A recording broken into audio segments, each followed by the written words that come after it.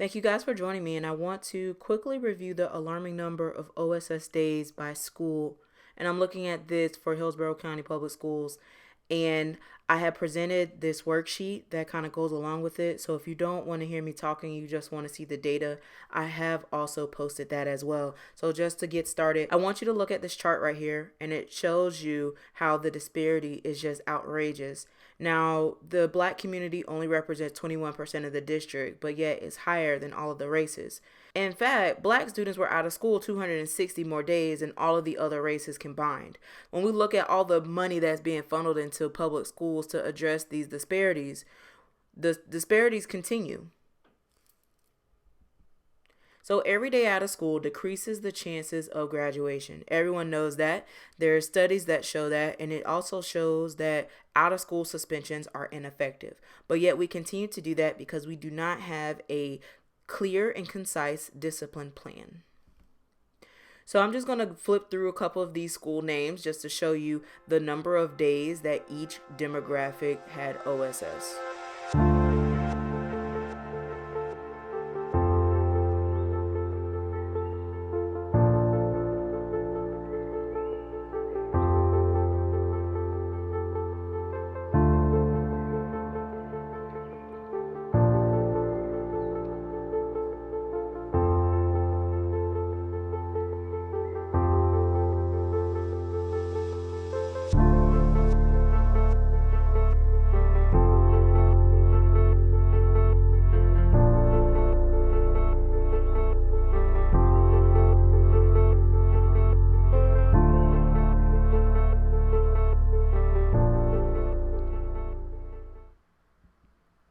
Millions of federal and grant money is allocated to address disparities, but yet the disparities are increasing.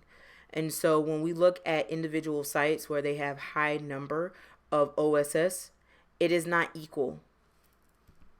So here's some solutions for Hillsborough County Public Schools. Number one is to be transparent and honest with your stakeholders.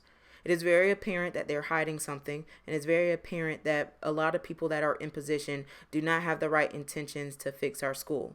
They're more concerned about their image than concerned about the problems of children in certain communities. Step two is require cultural competency to address the hiring disparities. And when I say that, I want you guys to look at this. This is the 2018-19 school district administrative positions. So this is looking at the student demographics for the district, as well as the district level administrators, principals, assistant principals, teachers, and guidance counselors. And I want you to look at the number of disparities that we have when it relates to our black demographic. So just to put things into perspective, we have over 42,000 students. And you mean to tell me that the district only has 97 guidance counselors? And some of these guidance counselors do so much other things than a guidance counselor that they are ineffective at their job because of the workload that the district gives them to do. So the probability of dropping out is significantly reduced by 29%. But they have to have at least one black teacher in grades 3 through 5. And so there's a whole study with this.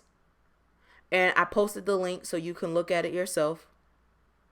But when we talk about communities, it is required that we have teachers of color and teachers who have cultural competency to relate to our children and provide them equity in education.